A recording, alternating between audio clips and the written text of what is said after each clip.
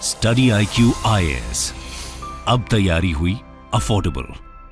नमस्कार दोस्तों आपको याद होगा इस साल के शुरुआत में जनवरी के महीने में हिंडनबर्ग का एक रिपोर्ट आया था जिसकी वजह से अडानी ग्रुप ऑफ शेयर्स में बहुत बड़ी गिरावट हुई थी। लिटरली मतलब कि सोच के देखिए, जो अडानी ग्रुप के जितने शेयर्स हैं, चाहे अडानी एंटरप्राइज की बात करिए, अडानी पोर्ट हो गया, अडानी पावर हो गया, या फिर आपको पता है अडानी का जो है NDTV है, ACC है, मतलब लगभग सभी शेयर्स में अगर आप देखोगे ना, लगभग 70% से ज्यादा का जो मार्केट कैपिटलाइजेशन है वो खत्म हो गया था और किसी ने शायद ये सोचा नहीं था। लेकिन अभी लेटेस्ट अगर आप कुछ आंकड़ा देखेंगे पिछले 2-3 दिनों से शेयर मार्केट में जो हो रहा है वो भी शायद कोई नहीं सोच रहा होगा, क्योंकि अडानी ग्रुप के शेयर्स में गजब की आग लगी हुई है। यहां पर जिस तरीके से स्टॉक के प्राइसेस भाग रहे हैं, रोज अपर सर्किट देखने को मिल रहा है अडानी ग्रुप के शेयर्स में। और अभी तक ये आप देख रहे हो यहां पर best day for Adani stock since Hindenburg report, investors gain 80,000 crore rupees. देखो ये तो मैं सिर्फ कल की बात कर रहा हूं, आज का भी अगर आप मिला दोगे मुझे लगता है कि शायद ये आंकड़ा लगभग आई थिंक शायद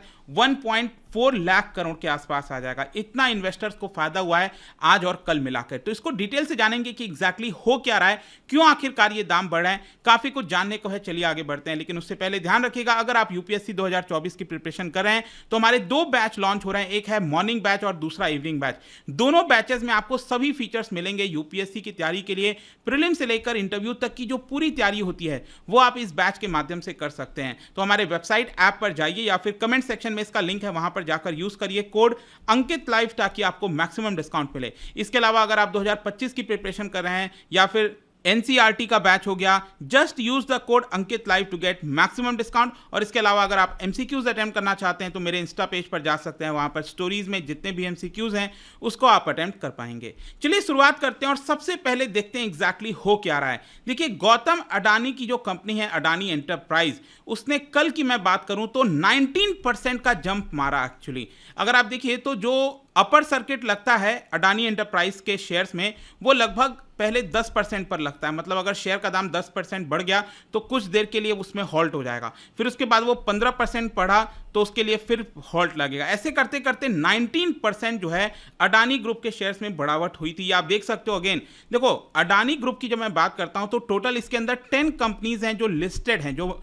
स्टॉक मार्केट पर ट्रेडिंग होती है जिनकी, जैसे कि अडानी एंटरप्राइज जो सबसे बड़ी कंपनी है, Adani green, Adani port, Adani power transmission, Adani total gas, Adani Wilmer हो गया। और इसके अलावा आपको पता है अडानी ने ACC खरीदा था और अंबुजा सीमेंट हो गया, और इसके अलावा NDTV। ये टोटल 10 कंपनी है अडानी ग्रुप की जो कि लिस्टेड है स्टॉक मार्केट में, ठीक है। और इन सभी में अगर आप देखिए पिछले 2-3 सेशन में मैं आपको कह रहा था बड़ी तेजी से बढ़ोतरी हुई है, और अभी तक मुझे लगता है कि आज और कल मिलाकर लगभग 1.4 लाख करोड़ का इन्वेस्टर्स को फायदा हुआ है, मतलब कि इसमें बढ़ोतरी हुई है। अगेन ये अडानी एंटरप्राइज का शेयर का चार्ट है, ये आप देख सकते हो कि कैसे पिछले एक महीने के अंदर यहां पर जो शेयर का दाम है 1800 रुपए, 1900 रुपए, उसी के आसपास चल रहा था लगातार। लेकिन यहां पर आप देखिए 19 मई को कुछ हुआ, 19 मई को कुछ ऐसा हुआ जिसकी वजह से अचानक से इसमें आपको अपर सर्किट देखने को मिलेगा, वो मैं आपको आगे बताऊंगा। लेकिन ये जो शेयर के दाम बढ़े हैं, देखिए इसका इतना ज्यादा इंपॉर्टेंस इसलिए है क्योंकि एग्जैक्टली एक हफ्ते पहले, 1 वीक बैक अगर आप देखोगे तो किसी ने ये नहीं सोचा था, क्योंकि एक हफ्ते पहले जो सेंटिमेंट था अडानी ग्रुप के शेयर्स को लेकर वो काफी कमजोर था। एक उसका कारण यह था कि जो मॉर्गन स्टैनले इंडेक्स है उसके अंदर से जो अडानी ग्रुप के कुछ शेयर्स हैं उसको हटाया जा रहा था। इसके अलावा कंपनी ने अनाउंस कर दिया कि वो इक्विटी कम करेगी अपने कंपनी का ताकि फंड रेस कर सके। इन सारी चीजों को देखते हुए एक नेगेटिव सेंटीमेंट बन गया था एक हफ्ते पहले, लेकिन जिस तरीके से अगेन इसमें एक पॉजिटिव सेंटीमेंट बना है, इसी की वजह से ये काफी ज्यादा मायने रखता है। इसके अलावा अगर मैं आपको बताऊं तो इसके अंदर जो गिरावट हुई है, देखो मार्केट कैपिटलाइजेशन जो वैल्यू होती है, आई एम श्योर आपको पता होगा कि एक कंपनी का टोटल शेयर, मान लो अगर 1000 शेयर है एक कंपनी का और उस कंपनी के शेयर का दाम है 50 रुपए, तो यहां पर टोटल मार्केट कैपिटलाइजेशन कितना हुआ, ये हो जाएगा आपका 50,000 रुपए, ठीक है। ये टोटल वैल्यू हो जाएगी कंपनी की। तो यहां पर अगर मैं आपको बताऊं, देखो 24 जनवरी को, ये अगर आप देखोगे अडानी एंटरप्राइज का शेयर, ये 24 जनवरी को जो दाम था अडानी एंटरप्राइज का वो 3400 3500 के आसपास था, ठीक है। और उसके बाद जो हिंडनबर्ग का रिपोर्ट आया 27 फरवरी होते होते 12 लाख करोड़ सोचिए खत्म हो गए अडानी ग्रुप के शेयर्स में 12 लाख करोड़ खत्म हो गए। 9 मार्च आते आते जो टोटल वैल्यूएशन है अडानी ग्रुप के शेयर्स की वो सिर्फ 10 लाख करोड़ बच गई। मतलब लगातार ये गिरता जा रहा था। और ये अगेन आप यहां पर इस चार्ट में देख पाओगे किस तरीके से ये आपका लगातार 24 जनवरी से लेकर ये गिर रहा था। उसके बाद ये कहीं ना कहीं 1800-1900 रुपए के आसपास सेटल हो गया। लेकिन ये अगेन यहां पर जो स्पाइक आप देख रहे हो, ये जो बढ़ा है आपका, ये साफ दिखाता है कि कुछ हुआ है। अब ये क्या हुआ है? सिंपल सी चीज है, आई एम श्योर ये आपने सुना होगा कि सुप्रीम कोर्ट द्वारा गठित एक पैनल था जिसकी रिपोर्ट आई थी, जो सुप्रीम कोर्ट ने सार्वजनिक कर दिया। और जब ये रिपोर्ट, ये पैनल के द्वारा रिपोर्ट सार्वजनिक हुई, उसकी वजह से एक पॉजिटिव मूवमेंट बन गया अडानी ग्रुप के शेयर्स में। जो इन्वेस्टर्स हैं उनके अंदर कॉन्फिडेंस आ गया कि अडानी ग्रुप जो है उसने कुछ गलत नहीं किया है, इसी की वजह से उसको एक प्रकार से क्लीन चिट मिल रही है। और यही एक मेन कारण है जिसकी वजह से बताया जा रहा है कि एक पॉजिटिव सेंटिमेंट बना। इनफैक्ट इतना ज्यादा पॉजिटिव सेंटिमेंट बन गया कि जो शॉर्ट पोजीशंस लिए हुए थे, मतलब कि 1800-1900 रुपए पे भी अगर आप देखोगे यहां पर, तो बहुत से लोगों ने शॉर्ट किया हुआ था। मतलब कि उनको भरोसा था कि ये अडानी ग्रुप का शेयर नीचे भी जाएगा। लेकिन जब ये पॉजिटिव सेंटीमेंट बना तो ये जो शॉर्ट सेलर्स है ना, जो जिन्होंने शॉर्ट पोजीशन बनाई थी, उन्होंने इसको अपना पोजीशन कैंसिल करने की कोशिश की। और जैसे ही सारे शॉर्ट पोजीशन स्क्वायर ऑफ होते गए, उसी हिसाब से यहां पर आप देखोगे तो एक पॉजिटिव मूवमेंट आ गया। और जो इन्वेस्टर्स हैं उन्होंने लॉन्ग बेट करना स्टार्ट कर दिया। और अडानी ग्रुप में पिछले 2-3 सेशन से बहुत ज़्यादा इन्वेस्टमेंट हुआ है, लोगों ने बाइंग की है अडानी ग्रुप के शेयर्स की। और इसीलिए हर एक शेयर के अंदर आपको एक बड़ी उछाल देखने को मिलेगी। तो आई होप कि आपको समझ में आ रहा होगा कि एक तो सुप्रीम कोर्ट का रिपोर्ट हो गया, वो मैं आपको आगे और डिटेल से बताऊंगा ये रिपोर्ट है क्या। लेकिन इसके साथ साथ यहां पर जो कंपनी है उन्होंने प्लान किया है कि वो मोनेटाइज करेंगे अपना नॉन कोर एसेट, मतलब कि और पैसा जुटाने की कोशिश करेंगे, इन्वेस्टर्स के साथ मीटिंग करेंगे। तो ये सारी चीजें एक पॉजिटिव सेंटीमेंट लेकर आई हैं। जहां तक ये रिपोर्ट की बात है, मैं आपको बता दूं कि देखो, आपको पता ही होगा कि जिस तरीके से अडानी ग्रुप के शेयर्स में फॉल हुआ, एलिगेशंस लगाए गए, ऑपोजिशन पार्टी आप देख रहे हो लगातार अडानी मोदी और उसको लेकर पूरा चीजें करती रहती है। तो इसी को देखते हुए कुछ पिटीशन डाला गया सुप्रीम कोर्ट में कि इसको लेकर जांच होनी चाहिए। और फाइनली सुप्रीम कोर्ट ने क्या किया, 2 मार्च को एक पैनल गठित कर दिया। और ये पैनल टोटल 6 मेंबर का था और इसको लीड किया जा रहा था by former supreme court justice Abhay Manohar Sapre के द्वारा। और इसके अंदर टोटल 6 मेंबर्स हैं, इनके सभी के नाम आप यहां पर देख सकते हो।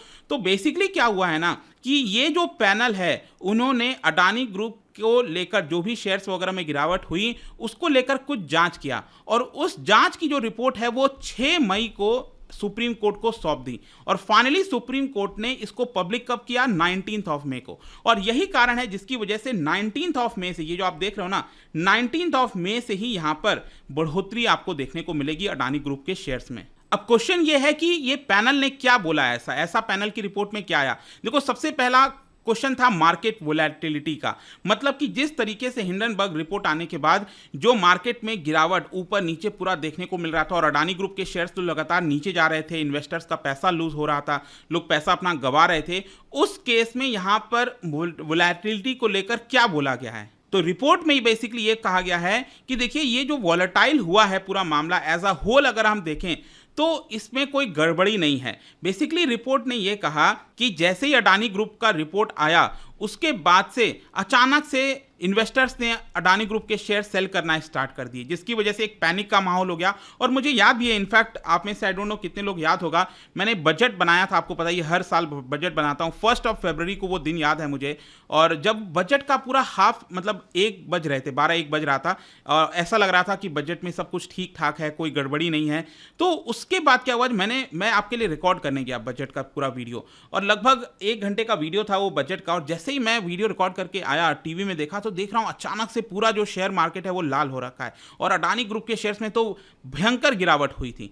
तो वो बेसिकली उसी को वोलेटिलिटी कहते हैं कि अचानक से ऊपर नीचे होना, ये इन्वेस्टर्स के लिए खतरनाक हो सकता है। लेकिन यहां पर पैनल रिपोर्ट ने यह कहा कि देखिए, अडानी ग्रुप ने इसको थोड़ा संभालने की कोशिश की है। जैसे कि आपने सुना होगा रिसेंटली अडानी ग्रुप के ऊपर जो कर्ज था वो अडानी ग्रुप ने वापस लौटाने की कोशिश की। इसके अलावा फ्रेश इन्वेस्टमेंट लेकर आया, $2 बिलियन का प्राइवेट इक्विटी इन्वेस्टर्स लेकर आया अडानी। इसकी वजह से कॉन्फिडेंस बिल्डअप हुआ है अडानी ग्रुप के शेयर्स में। और इसके अलावा पैनल की रिपोर्ट में यह बोला कि देखिए, 24 जनवरी से जब से ये गिरावट हुई उसके पहले का अगर हम दाम देखें तो काफी ज्यादा शेयर का दाम था। तो वो दाम तो शायद ना पहुंच पाए, लेकिन अब एक नए स्टेबिलिटी की तरफ बढ़ चुका है। अडानी ग्रुप का शेयर अब स्टेबल है, अब उसमें कोई परेशानी नहीं है।